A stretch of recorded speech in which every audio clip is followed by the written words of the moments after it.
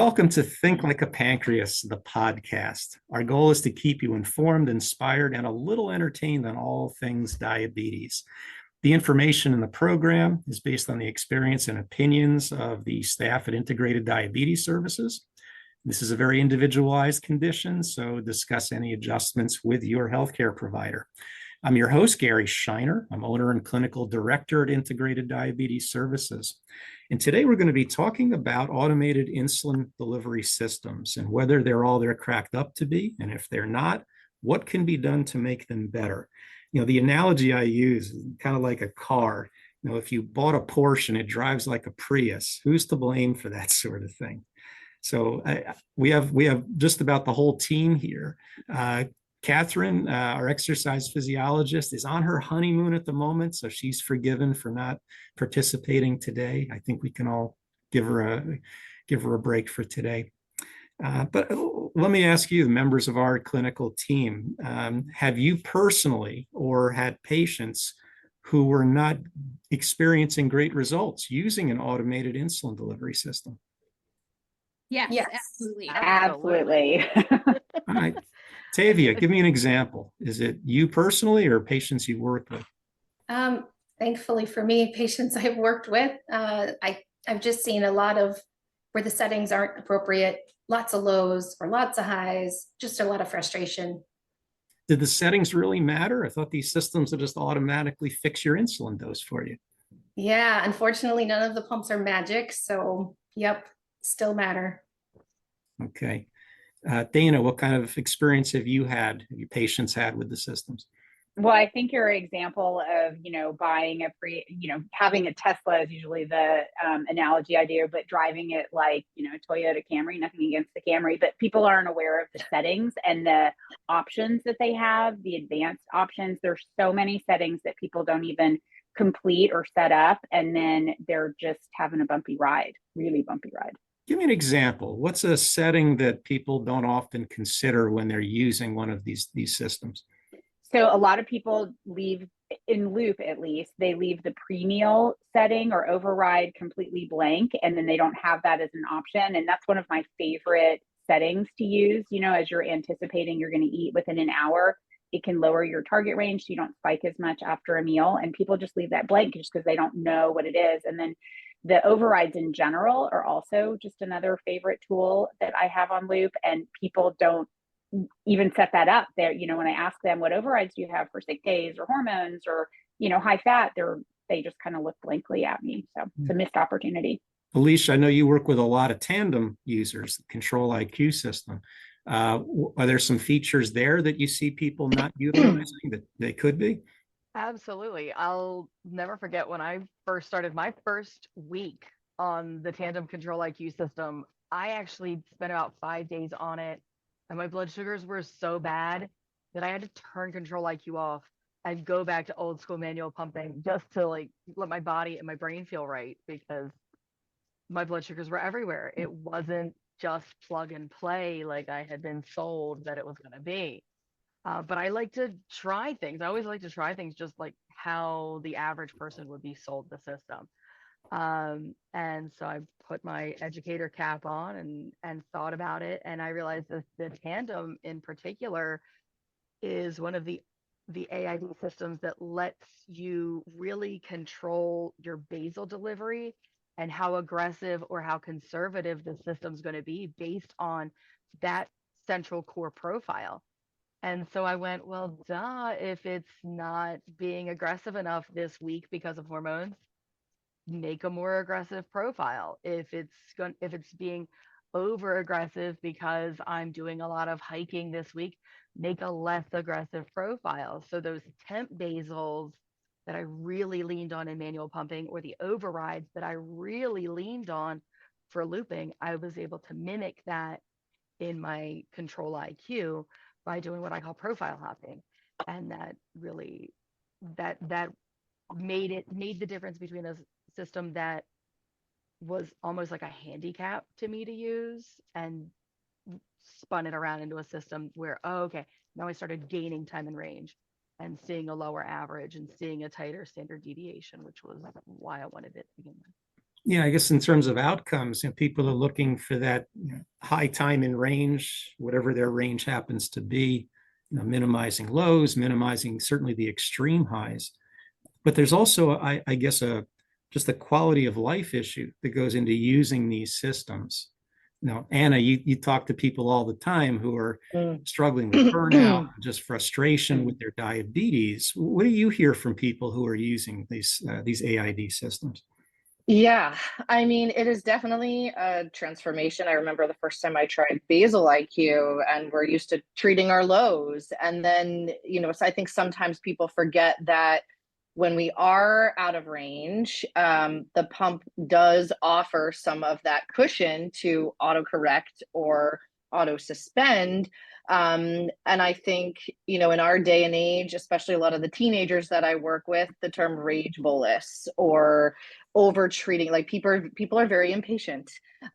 So I work, right? I work a lot with families, reminding them like what the arrows mean, and confirm with a finger stick if you've got that fear, like kind of pause and prioritize before you take that next step in either treatment or correction.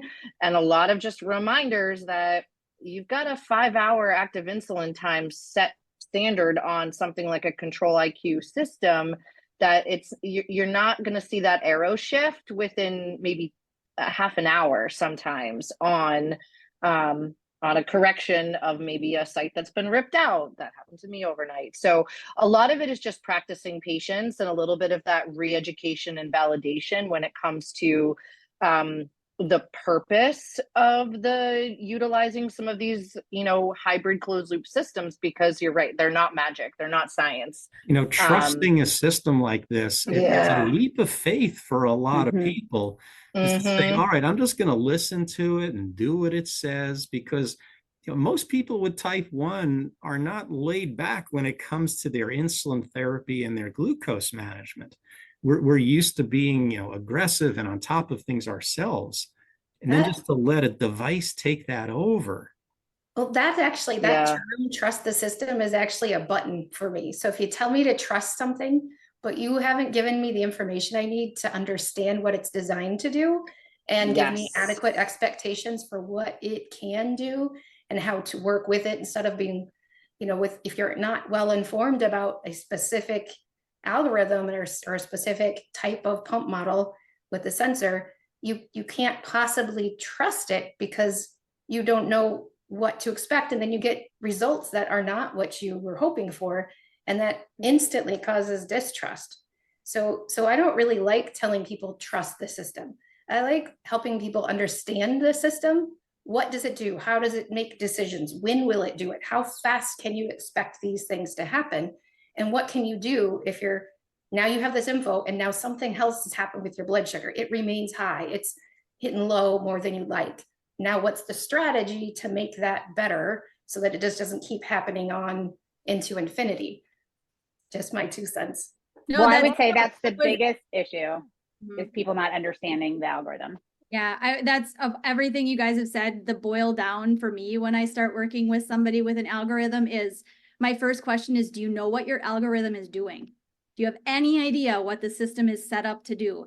Because each and every algorithm, whether it's an FDA approved or it's a do-yourself, they all are different, each and every one. So if you're jumping system to system, you've gotten used to finally a system and navigating with it. You are going to have to make another shift in terms of understanding that new system. So transparency is appreciated, I think, by all of us. I know with the open source systems, there's a lot of transparency. Even with Tandem, it's a very straightforward algorithm. Omnipod frustrates me because we can't really access how the algorithm is adjusting things exactly. And even in the reports, you look at the download reports, it doesn't show the basal adjustments that it's making. You can't get that info unless you go through a list of about 20,000 data points. In the controller, not even in real time. You can't go back and reflect on what was happening back then, right? So it's not even like in a data spreadsheet, anything. You have to click, click, click, click through a million little every 3-minute data points. You That's being the not user, realistic. Right. not the Yeah. clinician. So from our standpoint of being educators, when we look at that data specifically, there's nothing to hover over. There's no ability to see what the system, to even be able to understand how it correctively is adapting to rises, or when it decides it's going to suspend based on collective insulin information. There's no ability. So the person with diabetes is the one who has to, like you said, go through all the little blips in their controller. That's tedious for them to do, and it makes no sense in the time span of a visit. I don't have And time or patience to do Oh. that. Jenny, Well, it you- also you've doesn't had- help for pattern management. No. Jenny, you've had your deeply share of upsetting. patients using Omnipod 5. What are some of the limitations in that system that might keep people from getting to their desired goals? I think one of the big limitations in comparison to the other systems is that it has almost, in terms of a drop in blood sugar or heading towards a low, it has almost a similarity to basal IQ. It's, you're dropping, let's suspend. There's no tick down or temporary decrease in basal, meaning it's not completely shut off, but it's just hard set, suspend the insulin. And then it ends up creating issues, kind of like a black hole into the future of insulin deficit. It may have helped prevent a low in this time segment, but then somebody decides, well, now it's time for lunch, or now it's time for my afternoon snack, and they've had 2 hours of suspended insulin. You're going to have a problem. And so I think a big piece there that I've seen a lot of people, even in looking at data, we've adjusted settings so aggressively to compensate for what we're expecting is going to be a deficit of insulin at meal times. When and if they transition back to using manual mode for one particular reason, then their settings are too aggressive, because now they don't have a deficit. Their basal is dripping in like it's supposed to be. So I think that's one definite disadvantage to the system. Do people learn to work with it? Over time, I think they do. The majority of people seem to really love the fact that it is saving them from a lot of lows. The overnight is, for many people, it's the saving grace. That's the reason I think a lot of people end up staying on it despite not loving what it does during the day and having to work sort of a little bit heavier handed with the system in automation. But the overnights for the most part prevent lows. And Do you ever recommend people go out of the automation mode and into manual? Yes, absolutely. I've got, in terms of clients, I've got a client that I work with who's a teenager, and he does a really good job with basal time periods only in automation. The system does a phenomenal job, but previous to automation, he was always lunch and dinner were extended boluses, and he had them nailed. They had it worked out, figured out. It was beautiful. As soon as he was automated, out the window the control went. So what we do is he turns on manual mode lunchtime, keeps it on through after dinner to get use of extended boluses, and then automated is overnight and through the morning, and it works great. Yeah. I see that a lot too. Yeah. Yeah. Crystal, as a registered dietitian, let's say, the extended bolus, when would that sort of thing be used, and why is it important to use it in certain situations?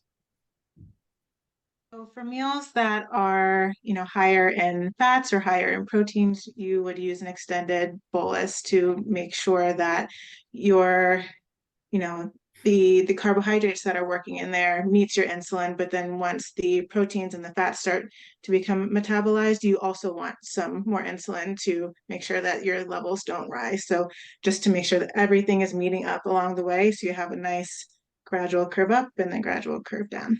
Absolutely. I know if I'm going to exercise after I eat, I got to extend the dose also. Enormous meals, even if it's a high glycemic index food, I got to extend. So I get it. So everyone's straight, the tandem system lets you still extend boluses even in automatic mode. Omnipod does not, Medtronic does not. The open source systems do it in an indirect way because you can specify when you enter your carbs how long it's going to take to digest. So it will sort of spread things out for you. So besides the extended bolus, another variable that a lot of people need to consider is the duration of insulin action or active insulin time. Some systems let you adjust that, others do not. Tandem has it fixed. It's locked in at 5 hours. Omnipod, Medtronic let you adjust it. The open source systems aren't as flexible with the settings. You know, you put in an insulin type basically, and it just draws the curve out for you. But, we probably need to include iLet in that too. Yeah. oh yeah, thank you. Thank you. iLet's another one where you can make the adjustment. Now, Paula, based on the action curve people actually experience, it's not always 5 or 6 or 3 or 4 hours. But why is it important to get that number right, to have a more precise setting for an individual? Yeah, it's a good question. And funnily enough, I didn't actually use the duration of insulin action myself for quite a while. And then I saw the effect that it was having. But yeah, I mean, it's I can see Alicia laughing at me. But yeah, you want to get that insulin working, and the peak, and you don't want it, you don't want that tail for too long. Yeah, I mean, if somebody's insulin actually clears in, let's say, 3 hours, which does happen to a lot of people, and the setting is 5 hours, what's that going to do? How's it going to affect a person's glucose management? Yeah, I mean, if the shorter you have it, the insulin is going to work quicker and then be cleared from the system. Whereas if you've got it on for a longer period of time, then you're still going to get that residual insulin, distributed over a longer period of time. Yeah. Dana, have you had patients where the duration of action that's in the pump didn't quite match their real life situation? Right. But a lot of times, some of these systems, you kind of, there's a part of it that's physiologically accurate, and then part of it that you kind of have to trick the system so it's more aggressive. Omnipod 5 is a clear example where oftentimes, because it's not as aggressive as people might want or what might help them manage their blood sugars, we have to trick the physiology of the setting and make the action time shorter than what's actually physiologically accurate. And then to Jenny's point, if we switch back and forth between manual and automated mode, then the settings are not always working. Yeah, I mean, if somebody has their duration of action longer than their insulin really takes to finish, the pump's going to constantly overestimate how much insulin on board they've got. Right. And it's going to lower their doses too much. Yep, and you won't be able to correct, and you'll get frustrated and say, this dang thing doesn't work at all. And then you start doing the angry rage boluses. Right. You do the opposite. If it's set too short, if it's, let's say it's set for 3 or 4 hours and it takes 5 or 6 to clear, now it's underestimating insulin on board, which sets people up for stacking and low blood sugars. And so some of those patterns matters. Some of those patterns are really hard to pick out because it's not like push the button, have an effect. When the insulin action time isn't set up appropriately for your body, or the trick for the system isn't working as intended, and so other accommodations like correction factor might need to be strengthened or weakened, as it may be. If you don't have that understanding of how your system works, and if you haven't sat down and looked at what is my insulin action time really, and just because I put it in the pump at some short time, 2.5 hours or something, do I really have insulin in my body, even though the pump says 0 and it's 3 hours later? Yeah.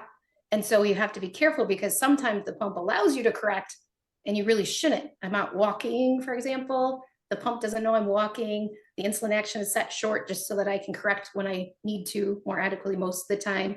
There's a lot of caveats that really, day in and day out for these systems, really important to avoid lows, for example, like 3 hours after you push a button, it's really hard to connect that dot because so much time passes Yeah, I sometimes. don't know about you guys, but it ticks me off, and I'm using polite language here, when these systems take away the user's ability to have some degree of control over the delivery, when they don't allow extended boluses or temporary basal adjustments or overrides, or being able to adjust the duration of insulin action.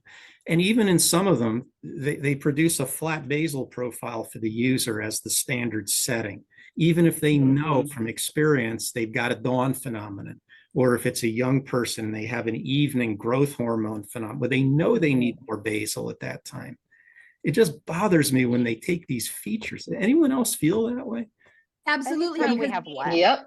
we end Yeah. up having to make adjustments. We end up having to go outside the box of thinking. And while diabetes in and of itself is not black and white, there is a lot of gray interpretation and variable and whatnot to adjust to. But with these systems, especially, we have to do a lot more gray area thinking in order to figure out how to work the system. When that's not, again, as we started out with, that's not how most people are presented with the option of a system. Oh, it's going to really, really help me, right? Well, yes, but we might have to think this way. We might have to think this way. I mean, completely off label. I've got 2 people right now who are actually using a basal insulin injected in order to use Omnipod 5. I Mhm. have that too. Yeah. Not Yep. have it completely cause a roller coaster in blood sugar. And from the overnight perspective, the one gentleman, it has smoothed out the I overnight. think it's worked really great actually for some Yeah. people when they know how to use it and they know how to adjust to the algorithm. Yep. Yeah. So Well, I always Alicia, tell what are people- the repercussions if somebody, let's say their basal settings aren't correct when they start using a system like this? You know, they're standard before they're adjusted by it. It's going to depend on the system, right? So if somebody's working with an endo and they just didn't know what they were doing and their basals were way over aggressive, so they're going low all the time, so the endo says go on Omnipod 5, it'll help prevent your lows. You just hit the diabetes jackpot, because Omnipod 5 is going to help prevent your lows, and it is going to completely ignore all of those crap basal settings from your endo who didn't know what he was doing. Win-win situation. Are you going to necessarily have amazing blood sugars? No, but you're not going to be on your face low all the time. Yay. And that's where, for a lot of people, these AID systems are revolutionizing diabetes management. Mhm. But if you are thrown a system like Loop or like Control IQ that is still strongly based in that original basal pattern that is programmed in, it's only going to be as good as the settings you put in. And so Mhm. now, again, you've got the same endo who is just really basal aggressive and really carb coverage weak. I see this a lot where patients are a little nervous about fully bolusing, or let's face it, we just don't want to admit how many carbs we actually eat, because when you count and you realize you just slammed down 120 grams of carbohydrate and it was nothing, it's kind of startling. So you enter 60. So your endo comes along and says, well, then we'll just sneak in really high basal settings under there. Now you throw that through a system like Loop or Control IQ, and you've got blood sugars that at mealtime skyrocket, controlled correction factors that are way too strong, that then slam you into a low. So then you eat more carbs. So then you go crazy high. So then you get angry that you just spent all this time and money on this system that you hate. So then you rage bolus, and it makes the diabetes roller coaster 100 times worse than it ever was. And at least back then, you knew that you were going to go low at 4 a.m. and 2 p.m. and 6 p.m. every day, and you just ate your gummy bears like a good girl, right? Now you're going low here, there, and everywhere, and who knows when, and you just feel like somebody's about to kill you. And talk about roller coasters. Let's just throw the concept of exercise into the equation. Oh yeah. I know all these systems have overrides, except iLet. iLet has no overrides at all, but they all have, a temporary adjustment to make the algorithm a little less aggressive. But what we see with most forms of exercise, the glucose doesn't just drop nice and steadily. It goes boom off a cliff. And these systems just can't handle that. So what do you tell people who are using an automated mode if they're going to exercise? Yeah, And I have people have people very ahead. individual. Oh, go ahead, That. Paula. Sorry. People have very individual responses to exercise as well. Mhm. And I've also found that on some of the systems, you need to tell it when you stopped exercising, and people forget to do that. And then suddenly they end up with a terrible hypo or something like that afterwards because they've forgotten to take it off exercise mode. Yeah, But I I also would think say that their we definition have of these. exercise should actually just say like grocery trip. yes. I drop when I shop. Dog walk. Like the little running guy should be pushing a grocery cart. Yes, Because the that's dog walk button. more accurate to what these settings Just call it are for. physical activity. How's that? Light physical activity. Ish. Mm-hmm. Yeah, because Yeah. once you get into something that really raises your heart rate and it's aerobic, you can't suck the insulin back out of you, right? Because of, if you think about onset peak duration, in order to prevent a low with these systems that do have an adjustment, you have to push the activity button at least an hour, if not longer, hour and a half, 2 hours before you even head out the door. And then you do have to pay attention to your glucose range because they all have different accommodations for when the pump will still auto adjust when you're up or rising up. And it'll push you down farther than you need to go while you're active.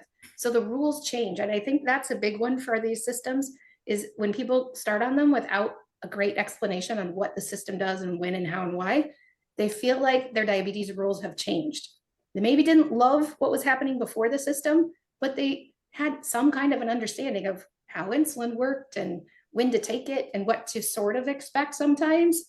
But the rules change. How to treat, how much to use to treat, because they knew Right. what was going to happen. And now with the algorithm and no understanding of when to set it up, like you said, well ahead of even beginning to exercise, you have to make an adjustment. Like when I do a morning run, I set my override for loop the night before so that it actually is starting up prior to my getting up in the morning. It's already targeting that higher number. So it's adapting, you know, to get me there and keep me safe.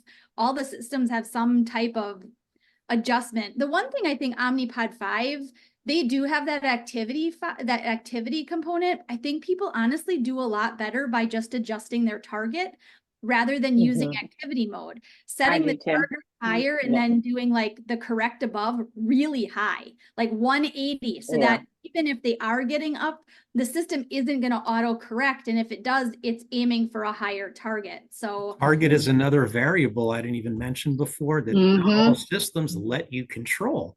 Some of them have their own predetermined target. Yep. At least, you know, Medtronic didn't let you vary it. Now, at least with the 780, you can adjust the target setting. Now, Insulet, you know, the Omnipod 5 is the same way, and the open source systems let give you a degree of control over that also. But think about, you know, this whole notion now of target time in range. Everyone wants to spend time within their comfort zone with their glucose levels. The ADA, American Diabetes Association, says should be aiming for at least 70%. I know for some people, that's not good enough. I mean, that's still almost 8 hours a day with blood sugars in, as Alicia would say, in a crap zone. You're just not your best. You know, you're either low or you're well above 180, and you know there's problems there.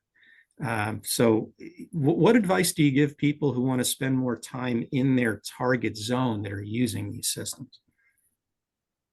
Pay attention to your fundamentals. Fundamentals are always going to help you, whether you are on injections or whether you are on the most state-of-the-art, tweaked out, fully dialed in open APS system. Your fundamentals, knowing pre-bolus timing, digestion timing, the physiology of how your body reacts to stress, hormonal changes, exercise, those basic fundamentals only get magnified with AID systems. If you thought, great, I'm going on an AID system, I don't need to care about pre-bolusing anymore.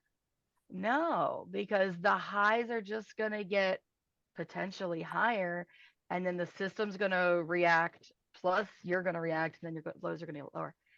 Really paying attention, really dialing into those. And if you haven't gotten strong fundamentals, if you're listening to that going, what are the diabetes fundamentals? Like carb counting, is that what she's talking about? Nah, that's like diabetes survival. I'm talking about next step, the fundamentals of physiology, pharmacology, your technology, and exercise and nutrition. The same things that could screw us up on traditional pump therapy can still do it. Yeah. Yeah. Yeah. Your sites, your insulin activity, the absorption, that matters. I think I there's do think almost on the- more variables that go into like the stress and the thought process and the critical thinking that has to go into the AID system. Oh, is it this? Is it that? And like taking a 40,000 foot view of even looking at the data. Okay, where in my data are things going well? Like, where are the strengths and what part of the day are things working? What tools do I have that I'm applying there that can be replicated to like slowly fixing one part of the day at a time? Because I think that's where people come so overwhelmed. They're all over the place, they're all over the map, and they want to fix it and move on. Again, no patience. But that's why I think like working with our team is so valuable, because we can dig into the nitty gritty that I think a lot of people just aren't getting at their appointments, or there's no time, or they frankly don't have the confidence or the awareness of what questions they should even ask. And knowing Yeah, and what I you're think working also with. what Jenny said earlier about understanding the algorithm of the pump. Some pumps work very specifically on the insulin sensitivity, for example. They also have very different ways as to how they deliver the auto basal doses. Some deliver on an hourly basis, some deliver on a 5-minute basis. So if you understand the algorithm, then you know how to work around it as well. But then there's the point of like, go ahead, Dana.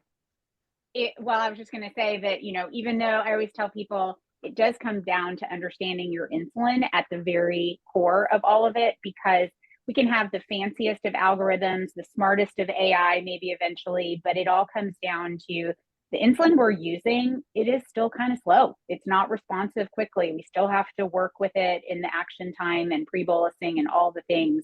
I always say nothing is spontaneous about diabetes management. And so for exercise, for meals, all of it, we kind of have to recognize we have this massive limitation.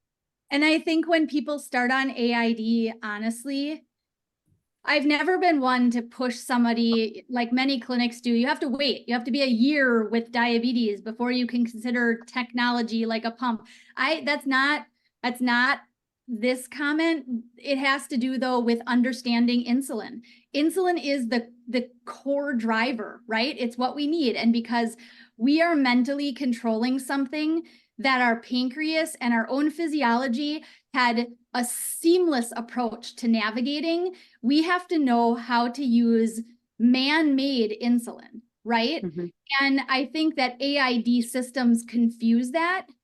I think, quite honestly, people need to be started on manual systems. They need to be started with a system that teaches them insulin action, teaches them when they need to use things like extensions or temporary basals, or why and in what scenario they need more, when they need less, how much do they need less.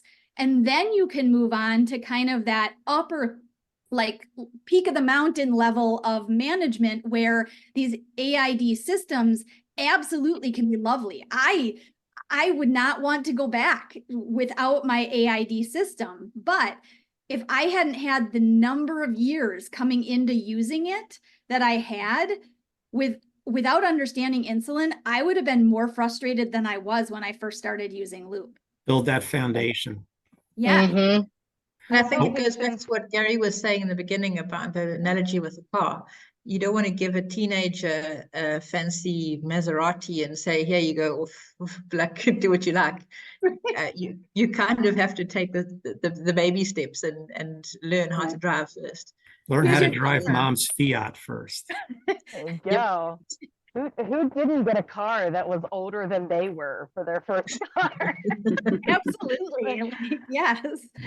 I would want to tell do a patients- rapid fire to wrap things up. And I'd just like everybody just to give one quick brief piece of advice. If you're using an automated insulin delivery system, how to, just how to get better results from it. And I'll start, and I'm going to kind of dovetail off something Alicia said. Bolus timing is still, it's even more critical now. If you bolus too early, you can go low before the meal even hits. And if you bolus late, you get two problems. You get the big spike, and then you likely will go low a few hours later because the system kicks in with extra insulin. So consider bolus timing. Jenny, why don't you go next? Yeah, I think I again, Alicia, bringing it back to fundamentals. And I think a big fundamental is learning insulin action and learning it for you, right? I mean, we have all of these insulin options, all of them being called rapid. I agree, Dana. It is not rapid. That's a total misnomer, honestly. I mean, when we talk about pre-bolus being 15 to 30 minutes, depending, right? It's not rapid, but understanding insulin timing, I think, is a baseline, and then moving into using systems and really understanding your algorithm. Yeah. Alicia, you're going to go last because we're going to steal all of your ideas first. Tavia, what would you recommend?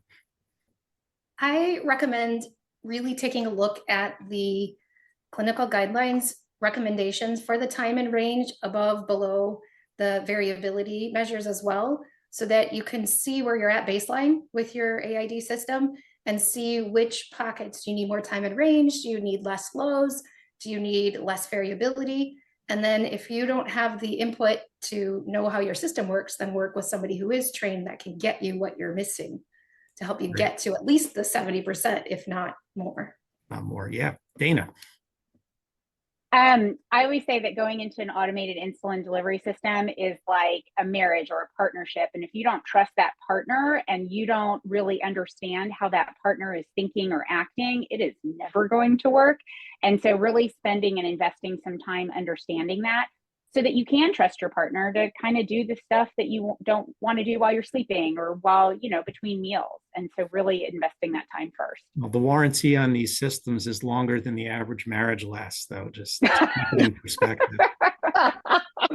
Anna, what's your recommendation?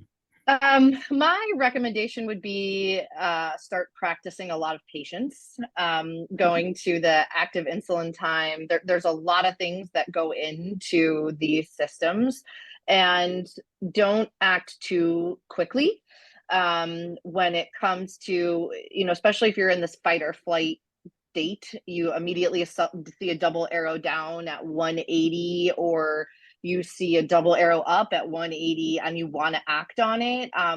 Pause before you act, and wait and see if the system is going to do what it's supposed to do, before you kind of jump to the conclusion chart. Great. Dr. Paula. I think for me, AID systems are great. There's no two ways about it. But I think too many people go into it thinking, oh, the pump's going to do everything for me. I don't have to get involved. And I think it's an easier way to treat diabetes.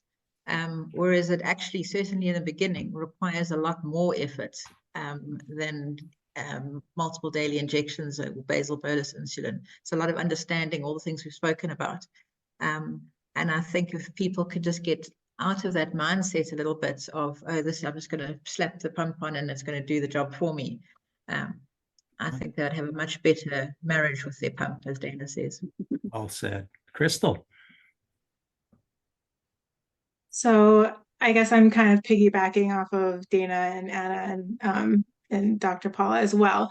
Just, once you learn and once you understand the algorithm, really just trusting it and letting it do its thing. Because I know for me, I am someone who, if I see that double arrow up or down, my first instinct is to act. Like it needs to be better. And so something that I've had to do and I have to constantly remind myself of is just leave it alone. It's going to be okay. And it usually is. Okay. And Alicia, anything left? Or did we use all of it? I would just kind of synthesize, kind of off Crystal and Tavio to say, I will never say trust the system because I'm driving this boat, but I will say don't battle the system. Diabetes is enough. The insurance company alone is enough of a battle. Don't battle your system. If you are battling your system, if every time it says take this much, you are overriding that, or every time it says stop insulin, you're going in and manually restarting it and so forth, stop. For the love of sanity. That means something's wrong. Either your settings are off, your fundamentals need adjustment, or someone involved does not understand how your system actually works, and there's some education needed. Your endo may be completely miseducated by the rep who came in and may have told you that the system works in a way that it doesn't. We need to get to the bottom of that. So stop fighting, go back to manual mode, go back to injections if you need to, go back to the last place you felt calm and steady and rebuild from there. That's not a failure. That is called mastery. If you are mastering a thing, you don't struggle with it. You go to where you are in control, and that's where you live. And if somebody does need help with this, who are they going to call? We're all here to help. Yeah. Not Ghostbusters. Wow. We're glucose busters. How's that? I like Your it. pump I like is it. glowing Need in a the middle of the cool night. logo to go with that. Yeah.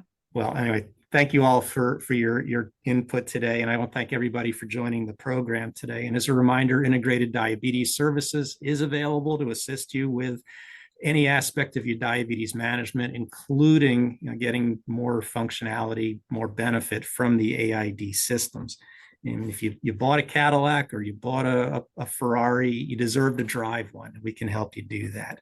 So, and for more information, just visit integrateddiabetes.com or email us at info@integrateddiabetes.com. On behalf of Think Like a Pancreas, the podcast, I'm Gary Scheiner. Thank you for joining and have a great rest of your week.